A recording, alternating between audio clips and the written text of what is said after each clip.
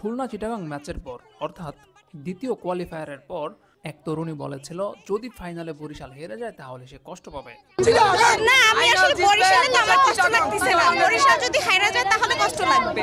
ওই একই ম্যাচের পর আরো বেশ কিছু তরুণী বলেছিল তারা ফাইনালে বরিশালকে সমর্থন করবে এবং তাদের বিশ্বাস ফাইনালে বরিশালই জিতবে। ফাইনালে ইনশাআল্লাহ বরিশালই জিতবে। হ্যাঁ, বরিশালকে সাপোর্ট করবো। তামিম ইকবালকে আমার খুব বেশি ভালো লাগে। বরিশাল অবশ্যই জিতবে, বরিশালের সাথে আছি। বরিশালের আমাদের বাড়ি, যেহেতু বরিশাল তো অবশ্যই।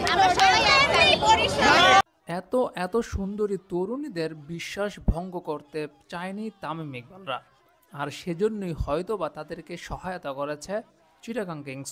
সব মিলিয়ে শেষ পর্যন্ত জয়ের হাসিটা হেসেছে বরিশাল।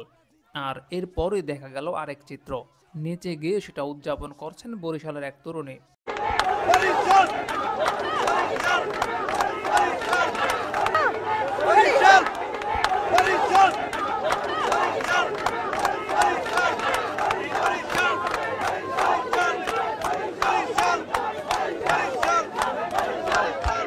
দেখা গেল আরো বেশ কিছু চমক। এর মধ্যে এক পরিবারের সবাই বরিশালের সমর্থক, রান্নাও করা হচ্ছে বিরিয়ানি। আমার বাসা সবাই বরিশালের, আমার আম্মু বরিশালের, তো আমরা ভাবছি আজকে বিরিয়ানি রান্না করব রাতের বেলা। আর সেই সঙ্গে স্লোগান তো চলছেই।